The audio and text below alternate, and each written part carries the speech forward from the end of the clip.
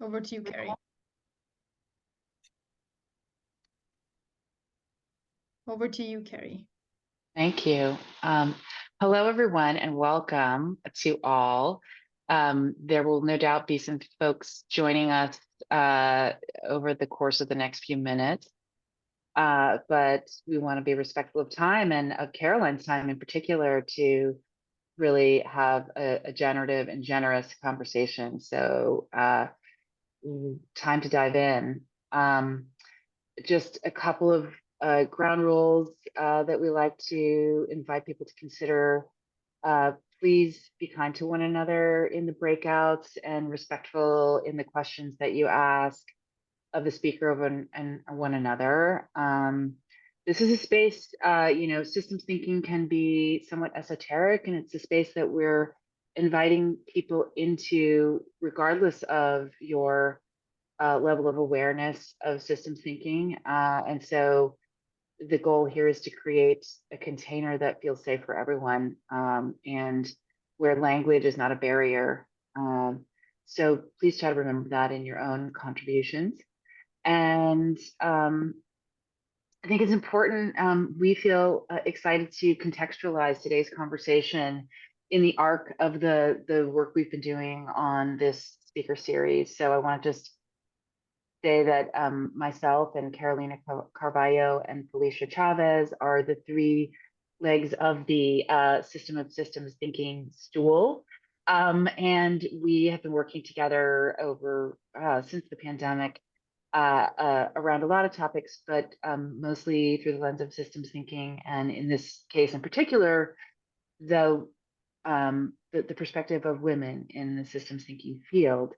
And we've been very fortunate, as some of you know, to host host dialogues with luminaries in the field, including one of those luminaries who's here today, Marta Cerroni, from the Academy for Systems Change.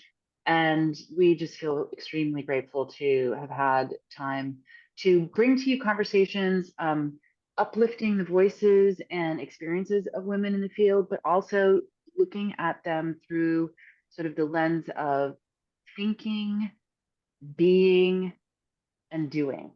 And so it's a loose arc, but if you look back at the recordings from all the prior dialogues, you'll start to, see some threads around those themes. And today, this year, 2024, this is our first conversation in 2024. We're honored to be in conversation with Caroline Leary today of the Environmental Working Group. And this constitutes sort of the beginning of our attention on the question of doing. So as we make our way through the year and host additional conversations, we'll be sort of looking through that lens at systems thinking. So Felicia's going to introduce Caroline more formally, but I'd like to invite everyone to take a moment now to ground ourselves through a little bit of breath work as we prepare to enter into this conversation and dialogue and experience together. So I just invite you, you're welcome to turn off your camera or not. And if we can just do a little breathing together of 4 breaths in, 5 breaths hold, and 6 breaths out, also known as box breathing. Um, It'll help us all just arrive in the space a little bit more deliberately. And we'll do that for about a minute. So I invite you to just begin now that cycle. 4 breaths in, 5 breaths hold, 6 breaths out.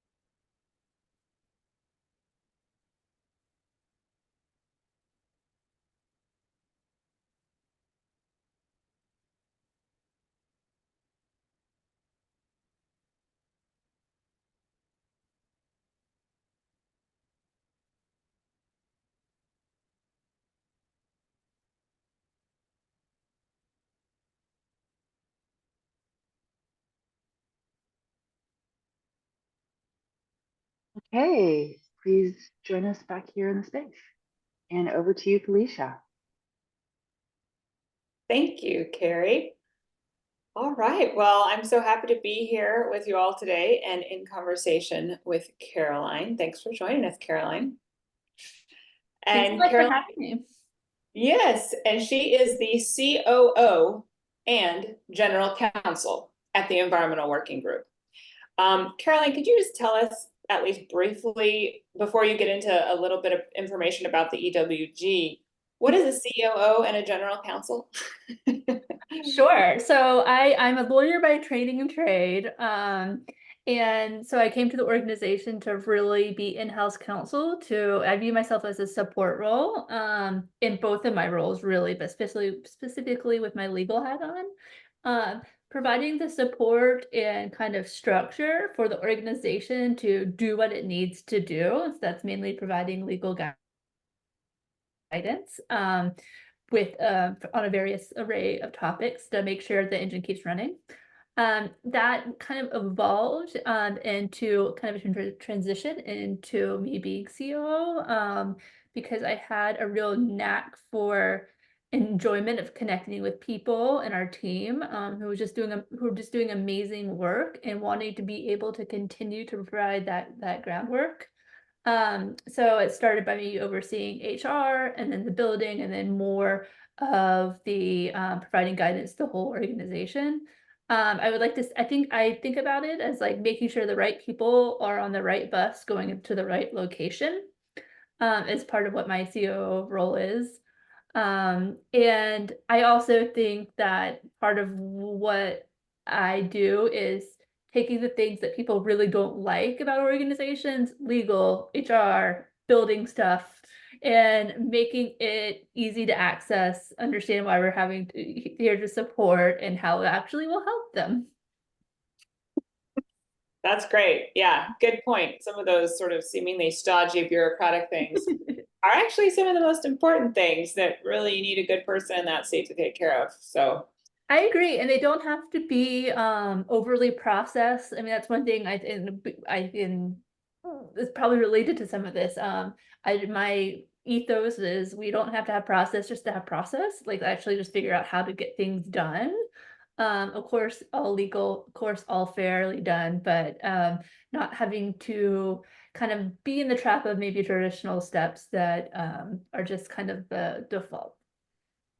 yes, yes. And of course, for those of you who are familiar with the wide field of systems thinking, practice and discipline of this organizational development piece is kind of falls into what Caroline is discussing now. So that's not our main topic today, but nevertheless, very systemsy in terms of dealing with systems of people and infrastructure and all of that for an organization that is like over 30 years old. Is that right? 31. Great. Yeah. So if you want to just tell us a little about the Environmental Working Group and the background there. Sure, happy to. Again, hi everyone. So happy to be here. So I work at the Environmental Working Group. We've been around, as we've said, for 31 years. And we're a 501(c)(3) nonprofit with our mission is to educate people, to empower them to live in healthier lives and healthier environments. So we do this through advocacy, but really consumer education and science communication to help people understand what their toxic exposures are and how they can avoid them is really, really our bread and butter. And actually, usually before I talk about what we do, I like to talk about who we are, because who we are makes up what we do possible. And so we're a team of scientists, lawyers, advocates, communication experts, database builders, who all work together in order to share information and tools to help people be aware of all their exposures and health risk. Really our North Star, how we do things changes, which we'll talk about shortly, but really our North Star is to remove all harmful chemicals from the marketplace. Like our actual goal is to go out of business. Like we don't want to have to be in existence anymore because we want everything that's harmful to be off the shelves. And we also have a fundamental belief that every person should know what is in their food, their cosmetics, their water that they are being exposed to. Um, at EWG, we have a saying called "Everything is connected," and I wish I had it today because I have a T-shirt. I have multiple T-shirts. I have tote bags. I have a hat. And it's a motto that we use both internally and externally to show everything is connected. So internally, that means going back to making sure everyone is on the right bus, going to the right place. It means that the people on that bus have to work together in order to get to where we want to go. If we have the wrong people on that bus, it's not going to happen. And the bus can't be full of just one team. The bus has to be a really diverse group of our scientists, our advocates, because the things that we do impact our science, impacts our policy, which impacts potentially laws, but then potentially what government does, or even what companies do. And so it really is about making sure that we understand we are only can achieve when we're kind of on the same team working together. And we do the same thing externally. It's really important for us, and we are always reassessing. Remember, our North Star never changes. We want all chemicals removed from the marketplace, harmful chemicals removed from the marketplace. But how we do that adapts, and has adapted over time. And I can kind of give an example of that in the framework that has changed, or at least we see has changed. So the traditional like way that change happens, particularly in the environmental space, has always been you have science and that impacts the government, and they say, okay, we need to do something, and then that then impacts industry, who says, oh, I have to change this thing, and then the consumers get the benefit of whatever what that changes. We saw this in the 1970s. Like the amount of environmental laws that were passed during that time, the amount of like agency involvement in restricting chemicals and giving guidance skyrocketed.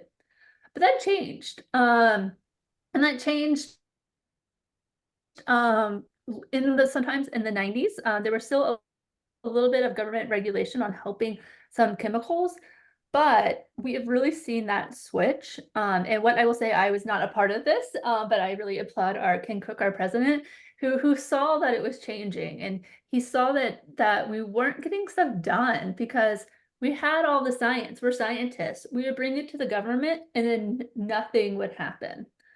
And so we wanted to change that. That is like really the core, again, going back, our core mission is about consumers and educating.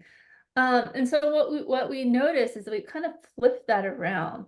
We really saw the value consumers had instead of being at the end of the line where they don't even have a choice or say it's like government happened, industry happened, and then they're left with these products. We want to flip that. And so what we did is we really worked to empower the consumer to figure out to figure out how they could have more autonomy and choice about what they were exposed to, because the government started to not do anything, and industry you can't rely on for the most part for transparency or just making trust that things are safe for you. So we switched that, and science is still the basis of everything we do, but we switched that into then empowering the consumers. And at first, I will say they thought that once you empower consumers, oh, government will listen, because if the people have more education, more understanding, they can be more active in advocacy, and surely our government will listen and be able to react and make change to force the companies. But what we really saw is that once consumers were powered with more information, they were demanding that companies change. They were demanding that they understand what is in their products, what is in their water. They were wanting transparency from the companies. So then we saw companies being the ones who were like, oh, we need to change because this is what the customer base wants. This is where how our profits sort of depend on some of this work. And so the way that EWG specifically involved, some specific actions that we took to kind of recognize and empower this switch was we set our own limits on things. So we set our own water limits. If the government wasn't going to set health guidelines for certain contaminants that we all know are in our water, we are going to set those. And we're going to make sure it's easy for you to find those things out. So we created a tap water database where you can put your zip code in and you can see the chemical contaminants that are in your specific water utility. And then the tools to awareness if they're over levels of concern, and then two tools to water filter recommendations so you can eradicate that from yourself. Same thing in the personal care and cleaner space. There a lot of stuff isn't required to be on packaging labels, and that's a big concern for people who have allergies to certain stuff, predisposed to certain health risks. And so again, transparency, education. We created a whole database where you can look at products and you can see what is in them and what concerns are health concerns are associated with those things. So again, empowering consumers to make the change. And what we've also seen is, which we never ever thought would happen, is going back to the way that corporations and have responded, is that we now get requests from companies to say, hey, like, our consumers talk about EWG, they have these concerns, help us create better products, which is something I'm sure if Ken were on right now, our founder and president, he would say that would be never something that was in what we thought would happen. And I think goes to show that it's always about kind of being adaptable to the different opportunities, where it maybe was taboo for a nonprofit to work with a company, particularly who has a history of making kind of harmful products, but turning that around to see what good can happen, and not working in the traditional structure of this is the way that change happens. Great. Well, thank you for sharing with us that background. I just want to share my screen for a moment to give those who are with us today or who might be watching this recording a brief intro to ewg.org. So I just typed ewg.org into my browser and it brings up the website here. Let me just make it the right size. And so you see when you land here on EWG's homepage, obviously you can donate to the nonprofit organization.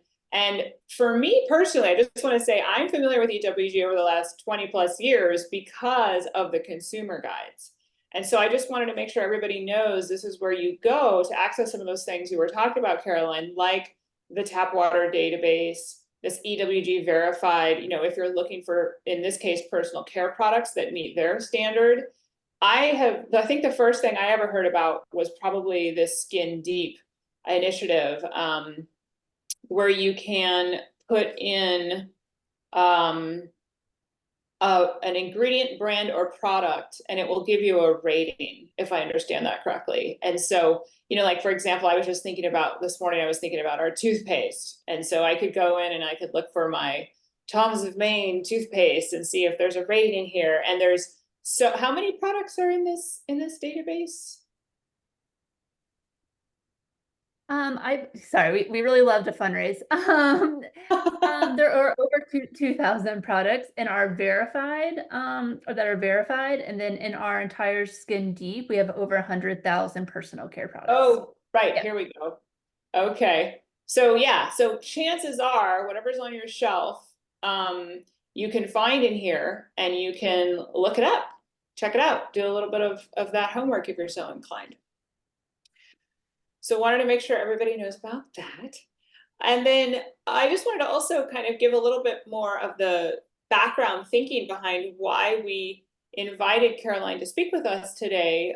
First of all, Carrie had heard Ken Cook on a recent podcast, and Carrie's going to share a link to that podcast in the chat so you all can reference it. It's a Ken Cook speaking with a podcaster for a couple of hours about this, sort of the more in-depth picture of EWG and the work they do and all of this sort of a thing.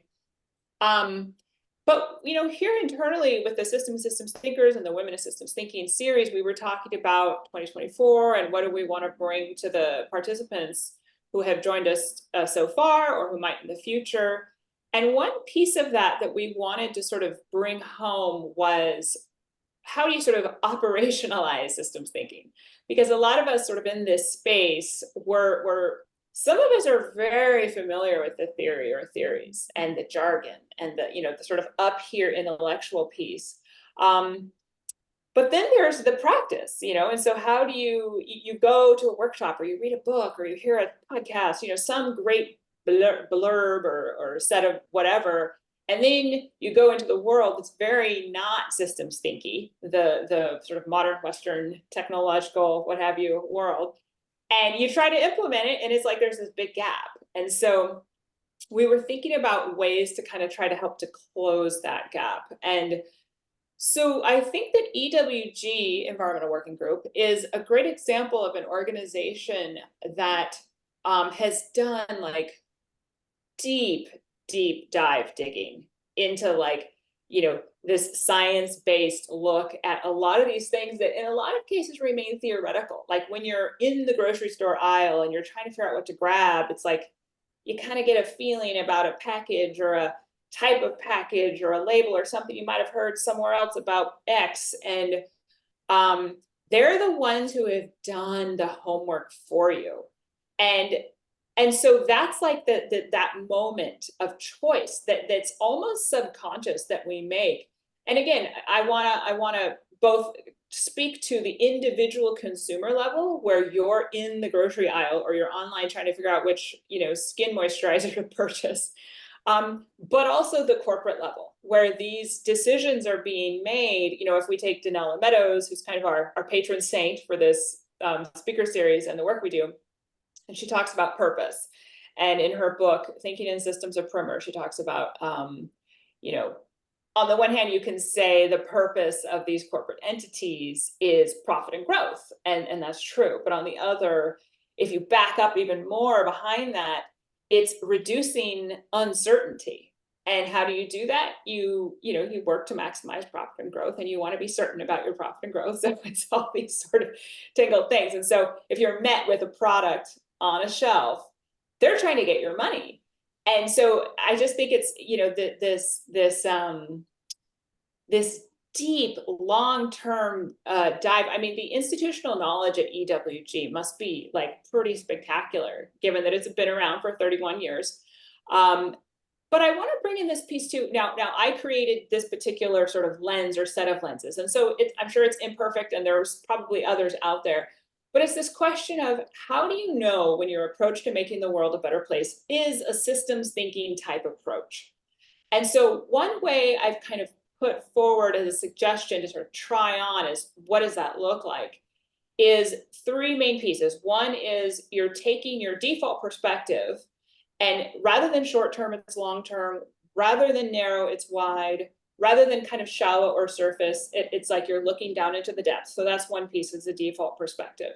The other is the piece of relationships, putting relationships first, centering relationships. And then the other is developing the cognitive capacity to hold the one and the many. And so what that means is oftentimes paradox. What that means is going back to what you were just saying, Caroline, sometimes the people who seem to be your foes turn out to be your friends, and both are true, And so it's like, how do you hold those paradoxes or those challenging realities? So I'm just wondering if you, based on your experience to date, which might be a little bit, which might be a lot, with kind of systems thinking in the theory, or with these, changing your default perspective, relationships, holding the one and the many, if you could just begin to sort of open up this box a little bit of our topic today of how does EWG's work express itself in this kind of systemsy way? How do we know that this approach that EWG is taking is kind of systems friendly? Why do I, as a systems thinker, why am I sort of drawn to EWG and the work? Yeah, I mean, that's a great question. I would say a few things. One is that we are pretty good at being very honest about the radical facts as far as what is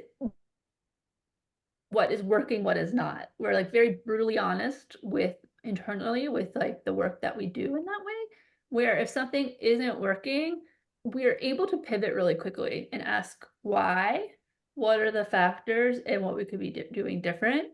Um, and I will say it comes from the top. Kim Cook, our president, he has always been a creative thinker, and making sure that we are thinking out of the box. When we do onboarding, we kind of have a presentation that we even do where it's expected that you bring creativity.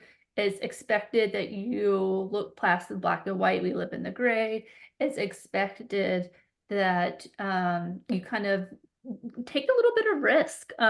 We want people to kind of take risk as well. So I think part of it is just part of our culture and being able to say, well, if this isn't working, we're okay with like switching it up and not as handcuffed to a lot of the prohibition to change. That I think is both human and natural and part of a lot of organizations.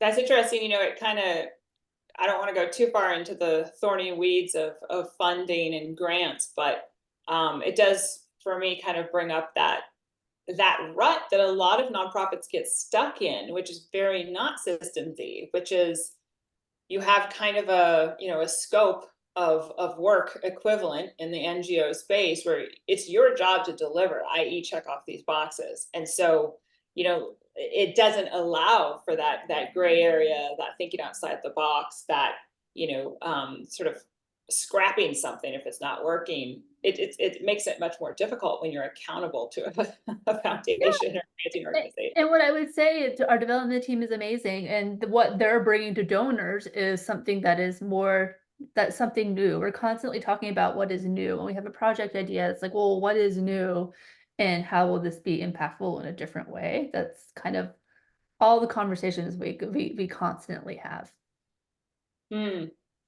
Yeah, interesting. So, and then this piece about relationships, I kind of, the way I've sort of, I'm trying out of saying what do relationships have to do with systems thinking is about relationships between people, between groups of people, between people in the environment, between different species, and between abstract principles. And I feel like one of the things that EWG points to is, and this just kind of a leap a little bit more into the almost abstract, but actually really not, is industry saying, well, you can't really prove ingredient X leads to X disorder. So, it's just too complex, whatever. And really, then the scientists like at EWG saying, well, wait a minute, there's a relationship between these different, like, words you can't even say, ingredients, and how they react in your body that you might be exposed to from your cookware, from your toothpaste, from some pharmaceutical, from the off-gassing on the fabric of your car. I mean, just like the endless thousands of compounds and chemicals just like all around us all the time. And then they interact. They have relationships in your body, to each other that then lead to these bizarre things in some cases, and sometimes to nothing, but in other cases, it's not nothing. So how do you guys, I mean, that's complexity. Do you find in your work that people kind of just sort of gray out and just like can't handle it, or how do you guys really, I mean, I know you have the guides. I'm just curious, like, do you have to really spoon feed and just like drop, or do you find that people are kind of willing to move into the complexity? Like, what is your take on that? I think that'll be fine. Consumers are super eager for information, and trustworthy information, and that the idea, and we talk a lot about cumulative exposure is kind of the word that we would give to it, and they totally understand that that it's not just that one product that you're using, It's the when you wake up, we kind of talk about it from breakfast to bed. It's like you wake up and it's like the pan you're using to cook your eggs, to the sunscreen that you put on before you go outside, to the diaper cream you put on your baby. It's like all the touches of chemicals we have throughout the day is what I think people really understand, that is the concerning part, opposed to just maybe like the one product that this company is like, well, this product is safe, we say, but they're in very siloed and not thinking about like the realistic implications of how people actually use products. I wish I had the stat on me, but I think on average we use like 13 to 15 different products a day. And they all have their own chemical compound, all to have their different impacts. And then a lot too, and this is where I'm stepping out of my knowledge sphere, but our science team would do an amazing job, is talking about how these really actually interact. Yeah, and that interaction piece is what, like I have an anecdote from just like the past couple months where we went to IKEA, and generally speaking, I like to go to IKEA because I can buy a bookshelf, take it home, put it together, and put it up. I don't have to sit it outside for 3 months to let it off gas because it smells so bad, which I've had that experience in the past trying to just buy a little bookshelf. And it just smelled so bad. It was ridiculous. So I'm like, I generally feel good about IKEA, except on this one instance where my partner picked out a little, probably like 4 foot long, 2 foot wide-ish area rug, brought it home. He took care of it, like spread it out, follow the directions, put weights on each end to get it to lay flat. And like 3 days later, I kept waking up because it was in our bedroom at the end of our bedroom. I kept waking up with like a sore back of the throat. And I was thinking, gosh, it must be the weather. I think we need to get another humidifier. So like 3 or 4 days into this, I go to take the weights off the carpet and go put it in its, fated position in front of our closets. And as I do that, I get hit with this wave of oil, like petroleum smell. And I was like, whoa, gasoline, like in my house, in my bedroom, like what is happening here? For some reason, he has a sensitive nose too, but he didn't smell it. And so anyway, long story short, we have to return the whole stupid thing. He finds another almost identical product from a completely different retail. I think it was like a Lowe's or something. Exact same problem. We have to wrap it up in plastic, stick it in the closet until we can return it. And so it was just this thing of getting hit with this hideous experience of this gasoline like smell of just a simple product. Like, come on, I just want a little carpet, people. But anyway, that's my little chemical tale at the point. Yeah, and another thing I would say too is, I mean, sometimes people will call us the environmental worry group, and just out of transparency, but part of it too is to make people have their choices. Like, we are exposed to chemicals, so it's educating about what those chemicals are, what your own risk tolerance are, based on maybe some of your like health history, maybe just some of your ethical values, maybe just you have kids and that's your priority. It's more about, again, the education and help people understand and making sure they have informed choices about what they're exposed to, so they can make those kind of lifestyle decisions on their own. Well, and to your point too, I mean, it's like, them being able to make those decisions on their own, that means they have to take the time. Yes. We've come out of this culture where we think we can buy a product off the shelf, like at IKEA, and Mhm. just stick it in our house and not think twice about it. But that is not the case. And it's like, I know that. I learned that recently with IKEA. Up until that moment, I was a little laissez-faire about what I'd buy at IKEA.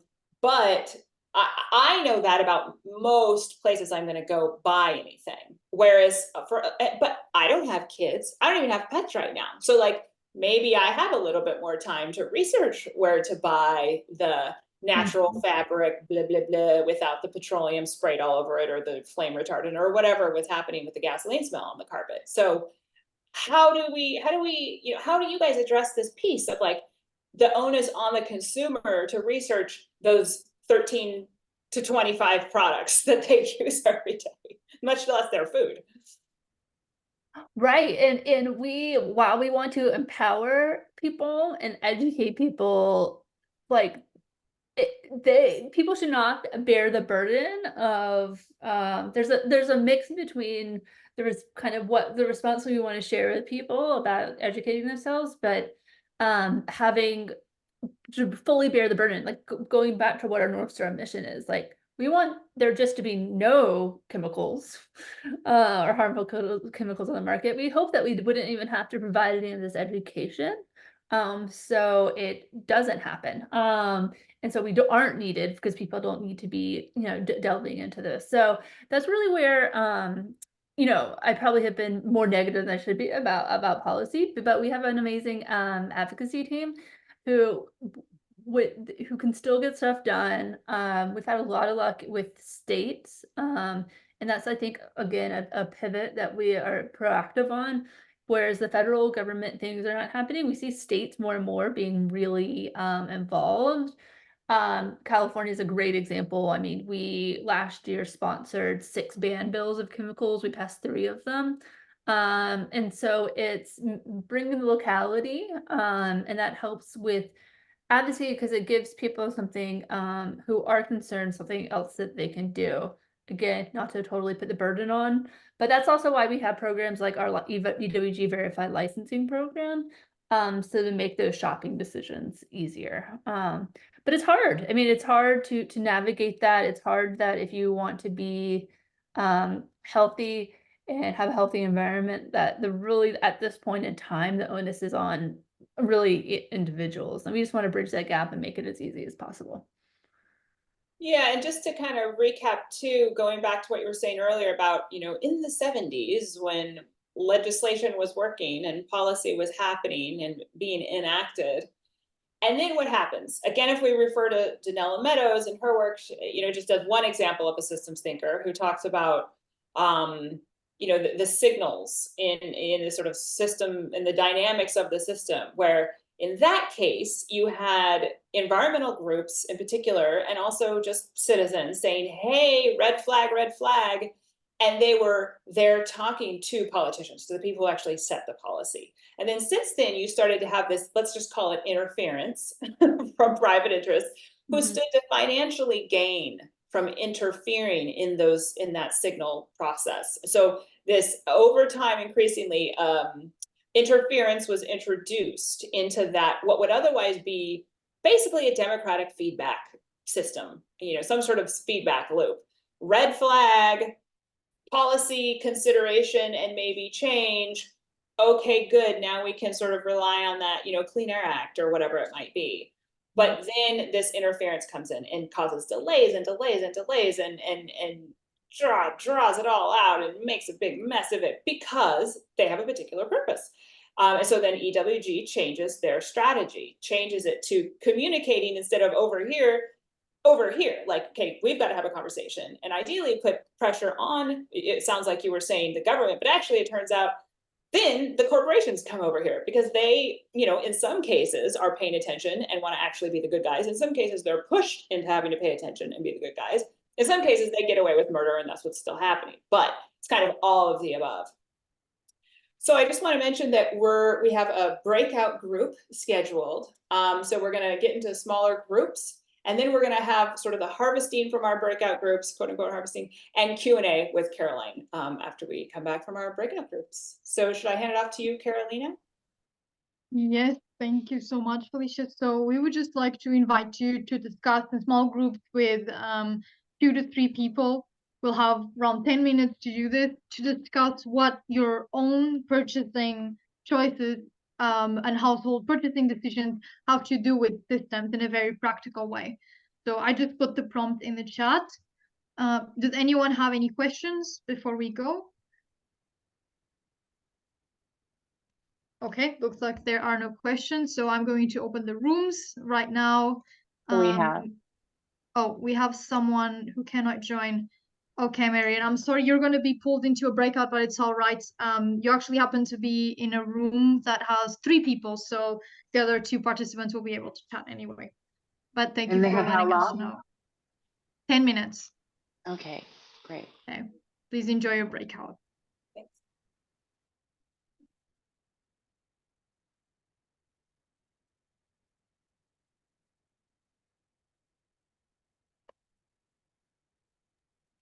Super.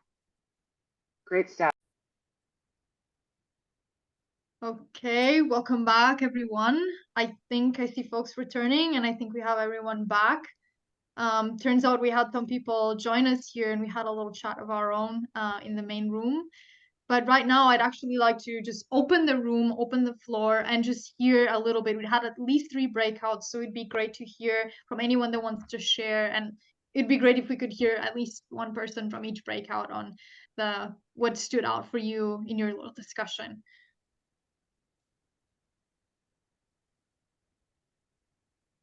Feel free to jump in.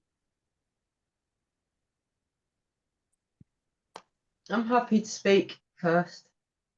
We all had a personal story about shift and change of, particularly of food. Possibly that's where we sort of landed. And I think that to share mine, I think that what we were all talking about was a shift that then brings a shift that brings a shift. So that's the systems ripple stuff. And I think that what I was sharing, that me and my 2 mates today have just had a conversation about, we are doing this keto diet. We're all menopausal, and the advice very strongly is to eat meat and fish. Now, I've hardly eaten meat for a long time and have had a lot of pulses and grains, and this expert is saying that's not good for you at this stage of your life and your body. And it's a really interesting thing in relation to how many things suddenly come up as a consideration in terms of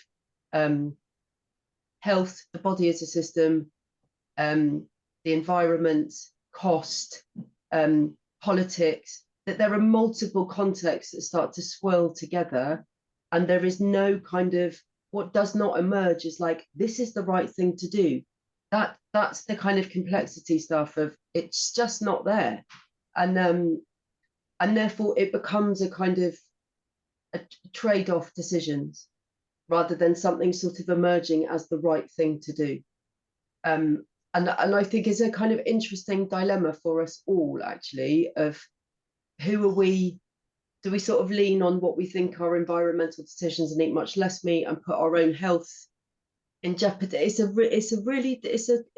a very prominent, very new thing for me in the last week or so. And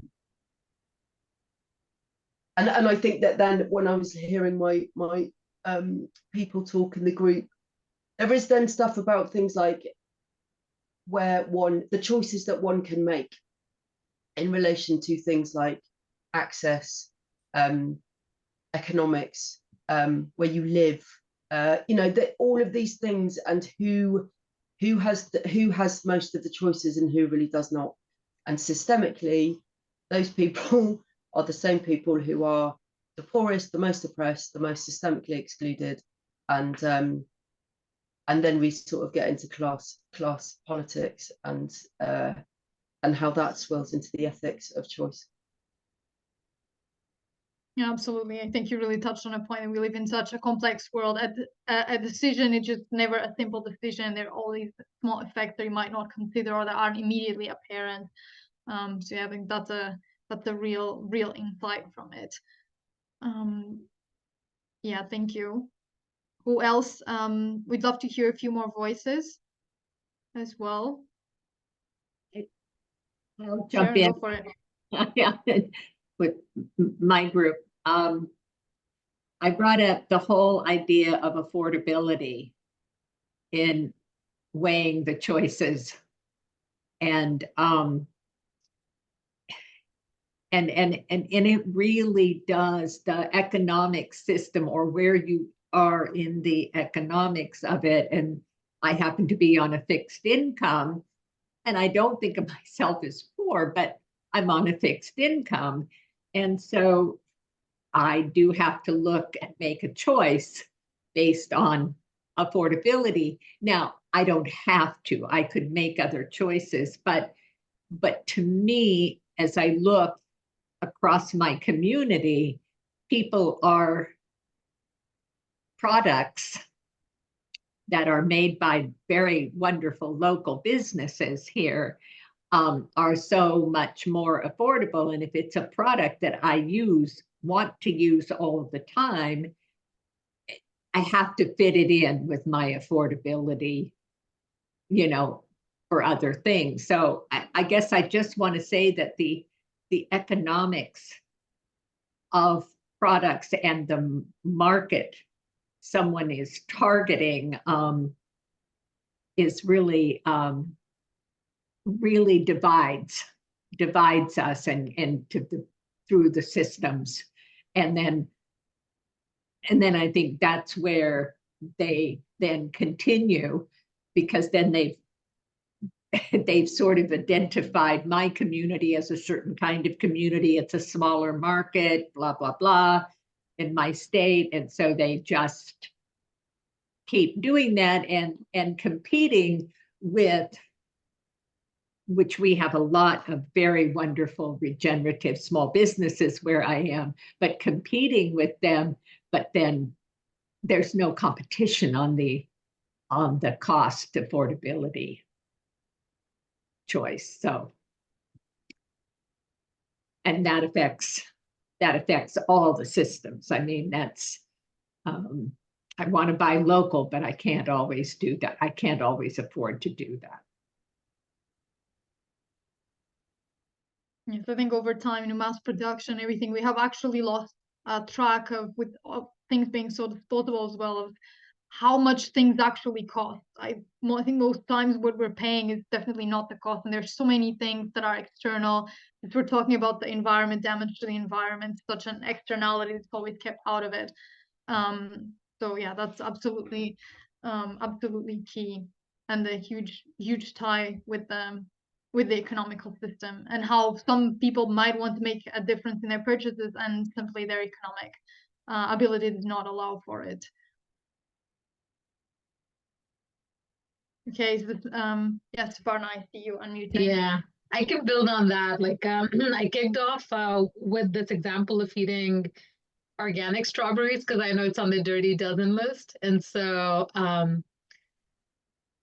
can only afford organic strawberries in season because that's when they're plentiful. So it's interesting how affordability has led me to eating more seasonal stuff and making the right choices, and also like what's enough. So like another example is like organic nuts. And you can go nuts. You can just like literally go like, munch on things and like do an unhealthy amount. And because I'm being mindful of like what I need, it also creates this notion of what's enough. And so that like I didn't necessarily get to that point in our breakout, but I've noticed that pattern as well.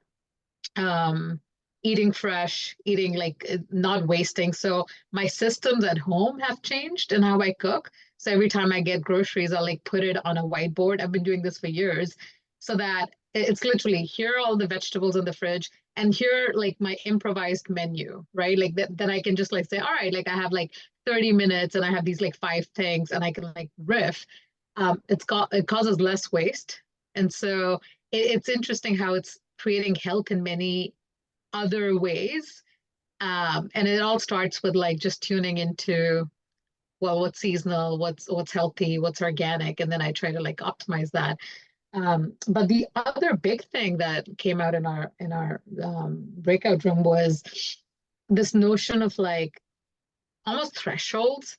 So like we all make decisions based on whatever our requirements are, and then that kind of becomes like the dynamic in our families or whatever our little system is, right? And then you notice other ways of operating only when you cross those thresholds, whether it's to like someone else's home or different culture or different neighborhood or different city or whatever it is. And so like just that study in contrast was quite interesting. And also that becomes a tool for noticing how many toxins are all around us. And you can just notice that and just smell, right? Just walking down the cleaning supplies of the grocery store and your throat closes up if you're used to using more like non-toxic products around the house, and especially if you've done that over years. If you go to any other culture, perhaps, or maybe even in an Uber, like just having a lot of like those fake fragrances and like, so you start noticing these things when you start crossing those thresholds outside of the space that you have control over. So that was the other thing that came in. Yeah, thank you. And I see Tanuja already with a hand raised, wanting to add something. Yeah, I wanted to speak about food and food systems. So this is not from our breakout session, but a few years ago, there was an article in the Political called the Great Nutrition Collapse. So apparently the United States, in response to the environment, the environment having more carbon in it, carbon dioxide, etc., the vegetables are responding for survival purposes, are responding by increasing sugar and decreasing nutrition. And this has nothing to do with whether it's organic or not. So all systems are responding to all systems because they're connected. Everything's connected.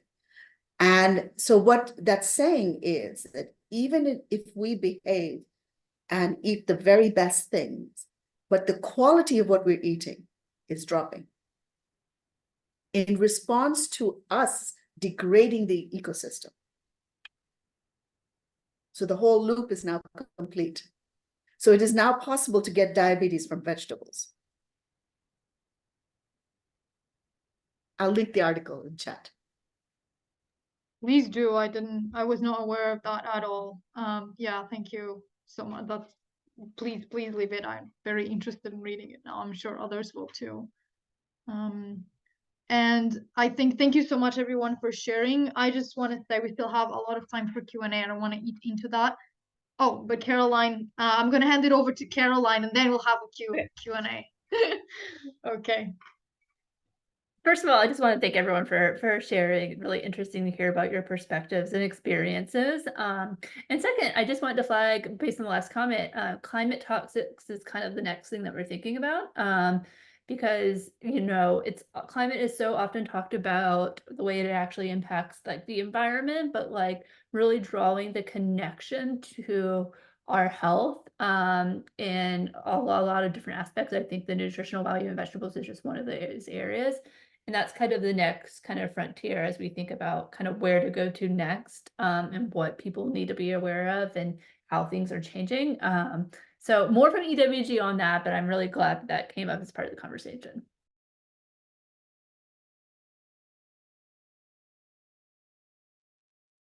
Great. So Carolina, time for Q&A.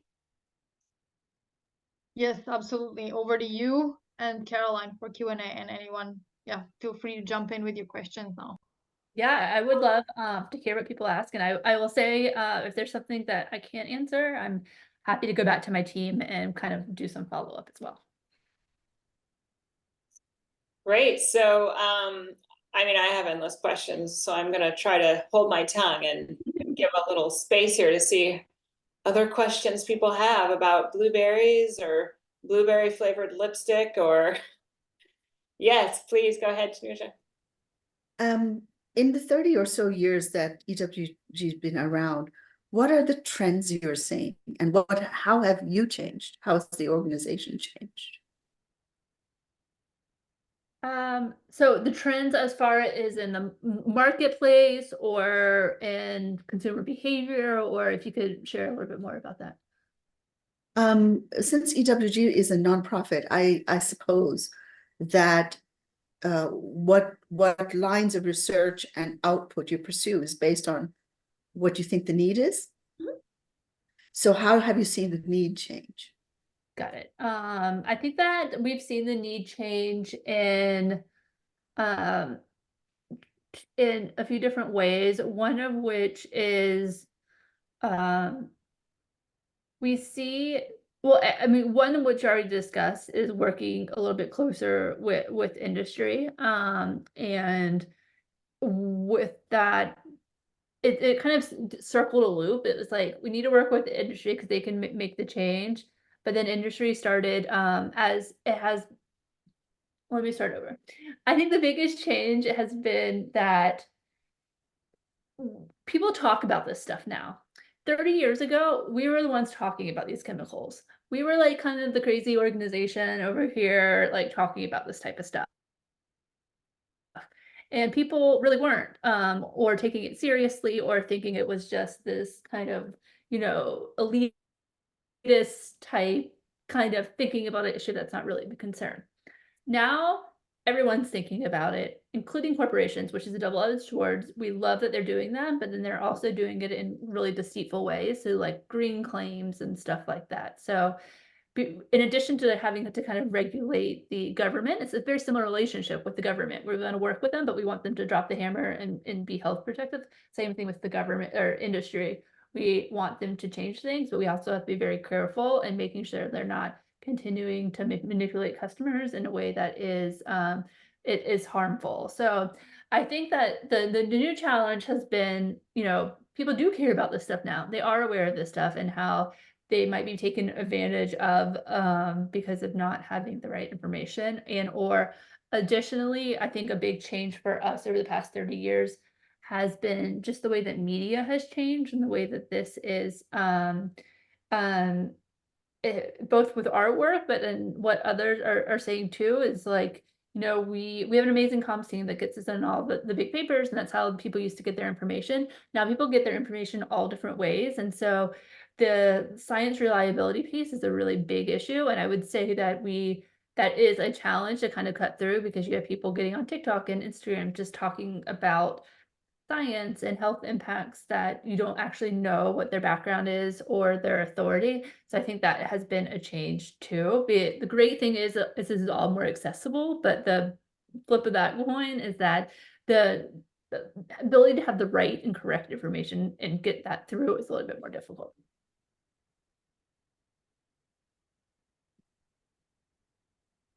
Great, thank you.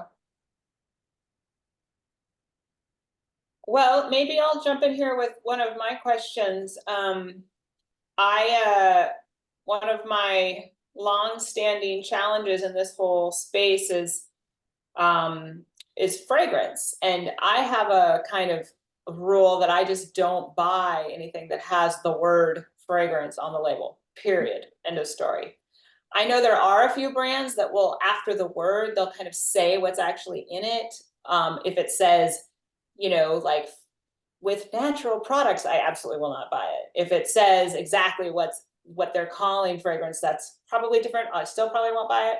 But that's my kind of rule. But I know that this is a big thing, and I've only seen one study. This is from University of Washington, Seattle, I think it was like the 90s, where they looked at the air that comes out of dryer vents and found some sort of carcinogenic components.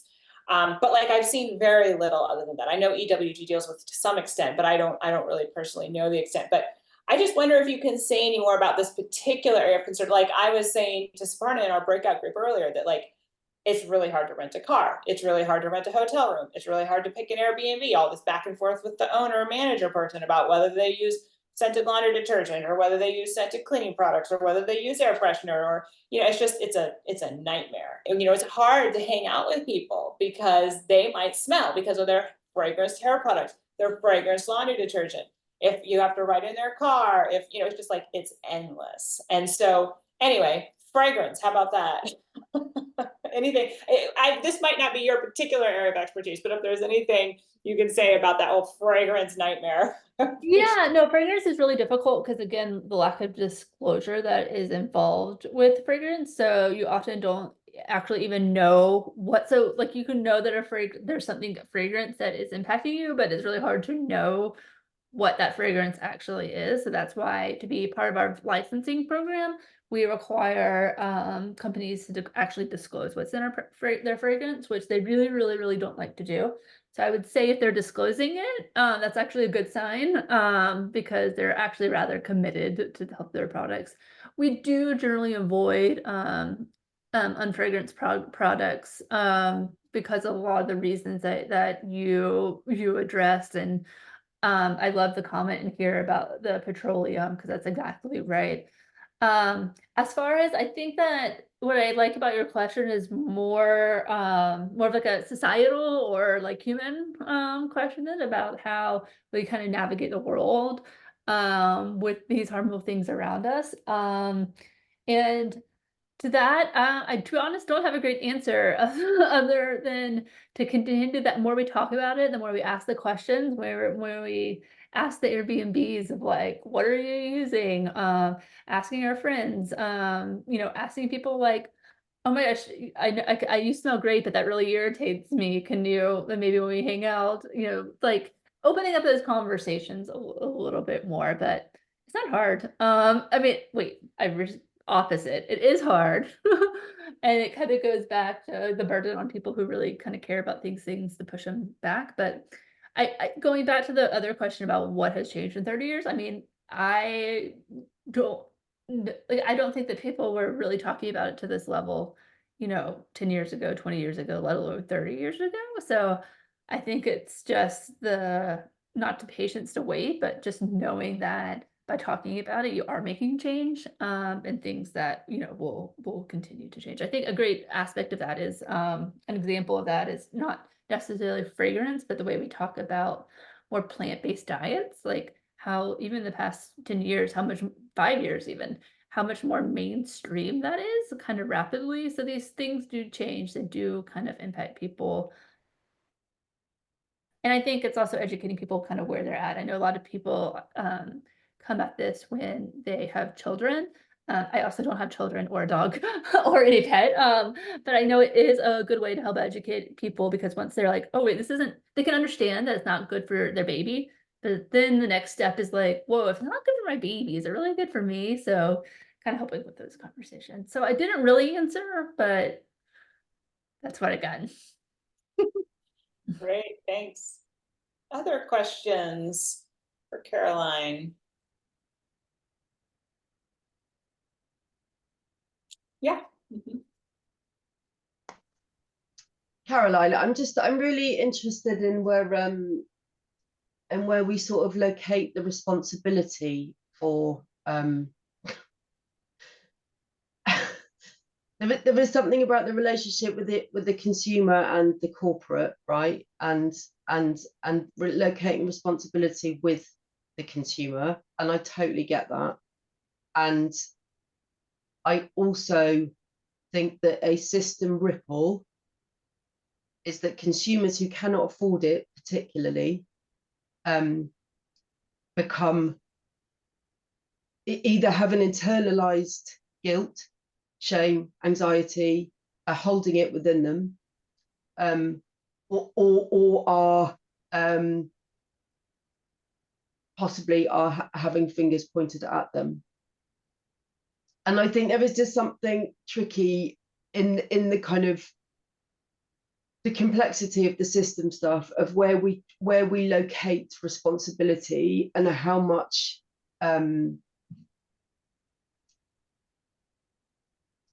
pressure possibly and blame, and we can put on certain people and demographics of people who are already under quite a lot of socioeconomic pressure.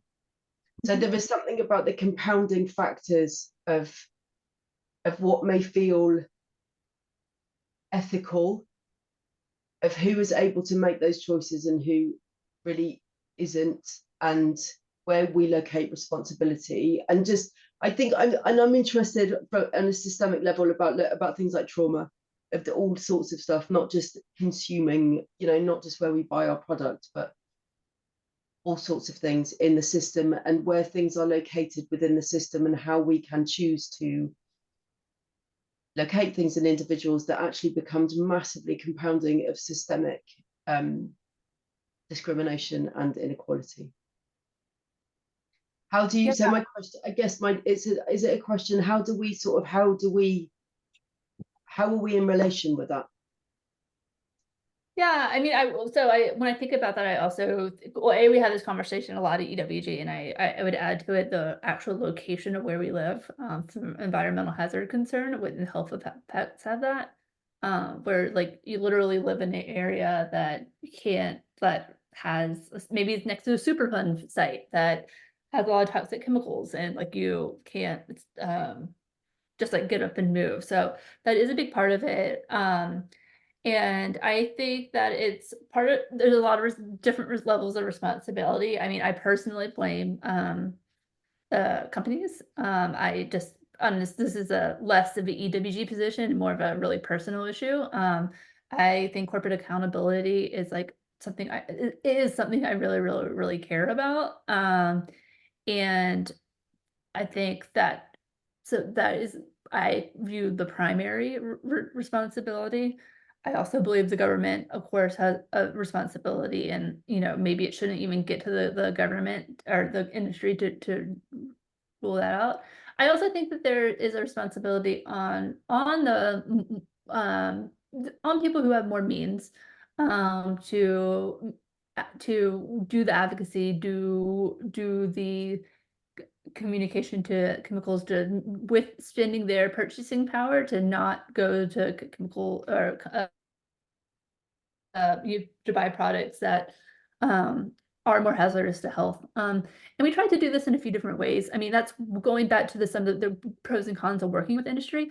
One big pro is that we work sometimes with the big manufacturers who can get products on the shelves at Walmart, can get it into drugstores, can get it, and that's something that's always part of what we are discussing, is how to make the products more affordable, because it doesn't really help, particularly our mission, if people can't access the products. And it's like, well, what are we actually doing, and what are we actually accomplishing when those who arguably need the healthier products the most can't access them? So it's something we think about a lot. Have we solved it? Absolutely not. But definitely mindful of the burden we place on people who want to try and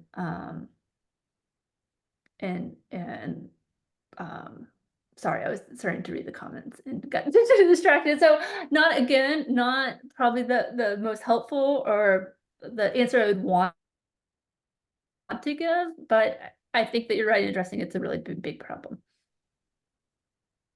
Happy to talk a little bit more about our advocacy work. So we have a good, I think working with agencies is something that we find to be really successful. Again, throughout the years, the use of some of these environmental laws, the ability of Congress to make kind of these big splashy changes that have a big wow impact has really, really decreased. Now, that doesn't mean that within the existing laws that we can go in there and tweak some things and like kind of build change slowly. And I think our policy team does a really, really good job at that. So it might not be like the most splashy news or the biggest changes, but they are these changes that impact industry's ability to regulate and or increase corporate accountability and or kind of help some of these restrictive more health restrictive policies. I would, and I'll give an example in a second, but I would say the other thing is turning to states. Going back to the power of consumers, like people are worried about this. They go to their state legislators worried about this. And states have a little bit more, it depends on what state you live with, and of course, but states are saying, okay, Congress isn't doing something about it, but this is actually really important. We have, a huge PFAS contamination site here. We have an issue of like, whatever issue that states different have, they feel responsibility, going back to the responsibility question. So I think it's helping make states aware that they have a responsibility. It's impacting their communities. And it is something they can actually do something about, is where we're kind of seeing the shift. And again, I mentioned earlier, California is really where it's at, because if you make a change in California, particularly to consumer products, it really changes everything. So whether that's banning, last year, we had the Skittles bill that ban one of the red dyes, to trying to get both the PFAS out of cosmetics or certain really scary chemicals out of cosmetics. California is kind of our baseline to do that. And so an example of something we've done recently that was a big success is that last week, the EPA announced an actual, for the first time, limits of how much PFAS could be in water. And this is a huge news in part because this is the first time the EPA has made a change like this on any chemical in any drinking water in about 20 years. Which is sad. I mean, it's exciting, but it's also sad that it took this, particularly because EPA has known about this for since the year 2000, essentially. And again, it took a long time, but it's kind of keeping the pressure on that, working with agencies, recognizing that maybe Congress won't be the one to solve it necessarily, at least right now, in the way that it's set up. But again, as this group definitely knows, like these things always ebb and flow. There could be a time where it shifts back to where the executive power is less, congressional power is more, and they're proactive. But right now, where we're seeing things is in the states. Great, thanks for that. So I want to get to Brandy, your question, and then I have a brief announcement, and then Carrie will close us off. Hi, I'm in a system thinking mode right now, and like one of the things that got me inspired to get involved in sustainable business stuff in the first place was hearing the story of Ray Anderson and how like he got all these questions from customers saying like, what are you guys doing to be sustainable? And then long story short, they did a reevaluation of everything about the way the company was run, the inputs, outputs, the processes, the reusability, biodegradability, all that stuff. And I'm curious, are you seeing any sort of, which led to a wholesale change in like how carpets are even sold and designed and replaced and contracts versus, you know, one-time sales and things like that. Are you seeing any interesting systems change like that or, you know, or something where like a policy or a chemical or a thing that you're focused on is leading to like a cascade of like behavior change in industry that is something we can like take heart or promote, push along? Yeah, that's a good question. I'm trying to think of something like that's really specific ingredient. I would say our PFAS work, we're really proud of that. Was a big, had this happened last week before the EPA announcement, my answer actually would be PFAS, because the awareness that we, with community partners, with other nonprofits, of course, have helped steward and bringing it to the national attention, like was a really big way that I think that we've made change. And you can see it from the amount of like PFAS free pans that you see. Now, whether those are still safe, you know, that's another question, but it's part of the consumer dialogue now. And that's really what once we can put something to the consumer dialogue where I can have conversations with friends who don't follow this stuff, don't necessarily care of this stuff, but they know that certain things are harm. That's like part of our goal. And then as far as specific chemicals, I wish I knew, I should know off the top of my head certain ban bills that we have right now.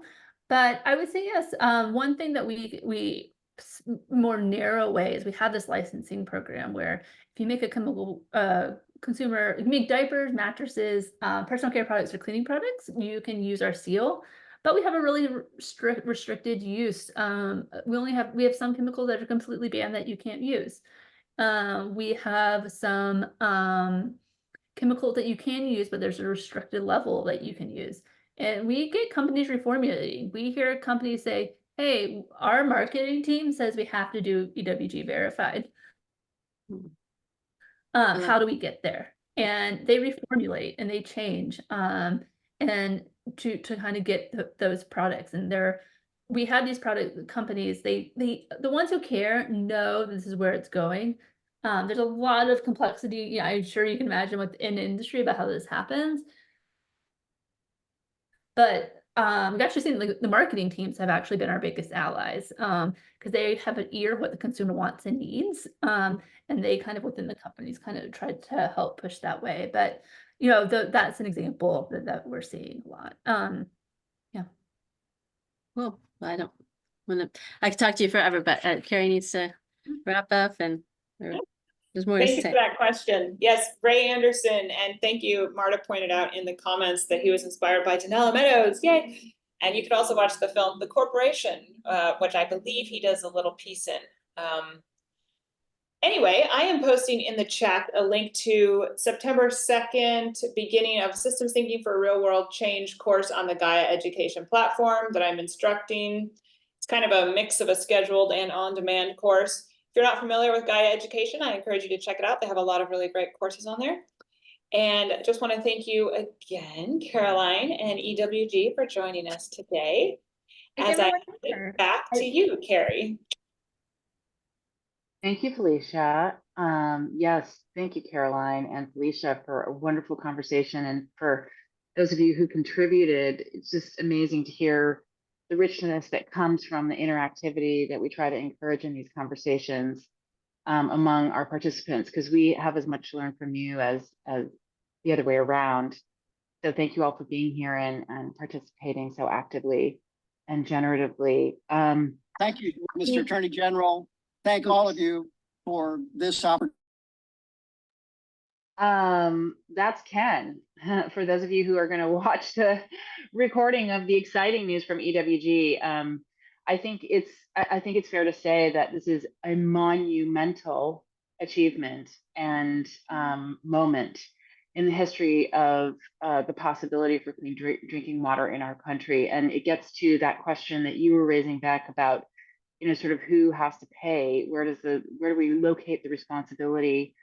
Drinking water looks like we're shifting some of the responsibility there. It'll remain to be seen, you know, how that actually transpires in practice, but it's a very exciting development. So thank you, Caroline, and to everyone at EWG for that very important work that I'm sure you're doing in systems, right? Like with the help from a lot of other, you know, partners and organizations and, you know, et cetera. So we will continue this theme in the dialogue series throughout the remainder of this year, this conversation around systems doing. We look forward to seeing you back. We haven't nailed down our speaker just yet for the conversation we hope to host in June. But be on the lookout for that from our mailing list. And Caroline, are we having an interstitial on this? I can't remember what we decided. We don't have any date scheduled yet, but all those things go on the mailing list. So if you keep an eye out, you'll be able to see any update. Yeah, keep an eye out for that. And for those of you who are interested in already or curious about Danella Meadows, I'll make a shameless plug too, that if you're wanting to learn more about her or study any of her work, I'm going to be hosting a study group for that starting sometime this summer. So you can reach out to me directly about that. I'm on LinkedIn, or I guess I'll put my email address here. And thank you again for being here today. We know how you have a lot of ways to spend your time, and we all have a little bit of Zoom fatigue, but I hope this conversation was indeed energizing and enriching and informative. I know it was for us as the system of systems thinkers, and we just are grateful to you, Caroline, and to all of you for a wonderful hour and a half. Great, Thank thanks you, everyone. everyone. Thank you. Goodbye.